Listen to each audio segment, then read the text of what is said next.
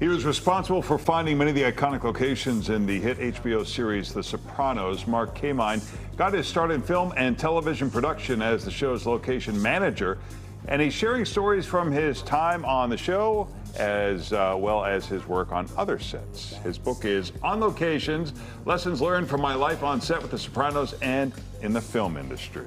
Mark is currently an executive producer on The White Lotus, which is filming right now in Thailand, where he joins us live. Good morning. Thanks for being with us, Mark.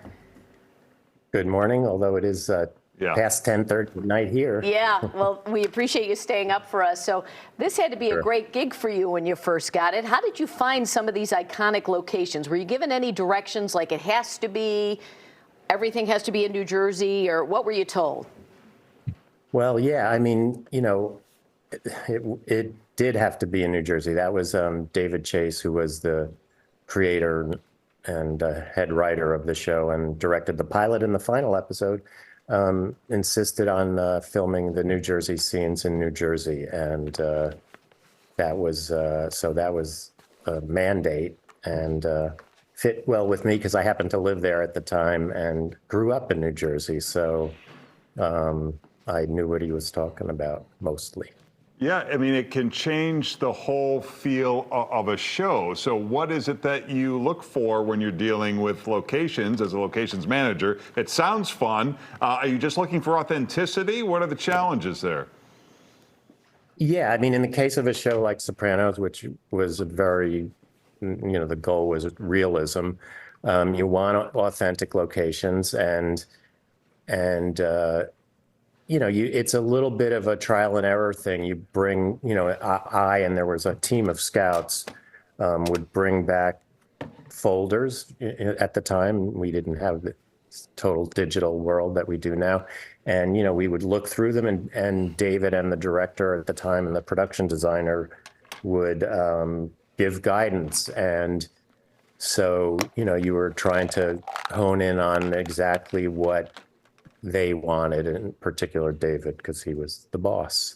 You spent a lot of time talking about James Gandolfini, who sadly passed away 10 years ago. You tell some story about his addiction and how that affected shooting. You also talk about how generous he was, but some of his co-stars were not happy that you were kind of bringing this up 10 years later. Drea de Matteo said she's very upset that you're talking about him in a negative way after he passed.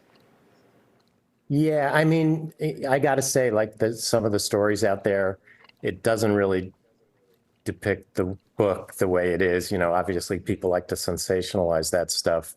I mean, I think, you know, if you read the book, you see that the view of James is just warm, and he, you know, he did have an attendance problem occasionally, and I guess it was, I mean, I don't know if it was drugs. I don't say that in the book. You know, we all drank in those days, and you would go out at night when we were on location. But whatever it was that was doing it, you know, he certainly, and it's nothing new for me to say it, did have some issues occasionally.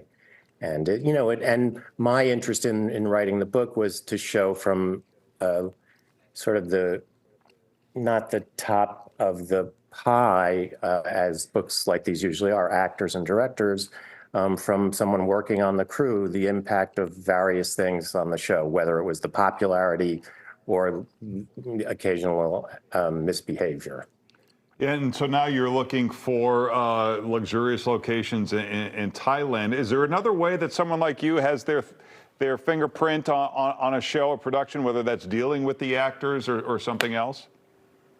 Well, yeah, I mean, you know, like since those days, I've moved up to producing something mostly called line producing, where I'm sort of an intermediary between the creative side and the financial side. And, you know, in this show, White Lotus, I mean, Mike White is the showrunner, as David was on Sopranos, and it's a luxury-driven show, you know, so it's quite fun. I mean, we spent last year in Italy and this year in Thailand, and who knows where next. Yeah, I was going to say the locations are enviable by just watching it. The locations are such a big part of that show, and it's such a great show. So when's that next season of White Lotus due to come out?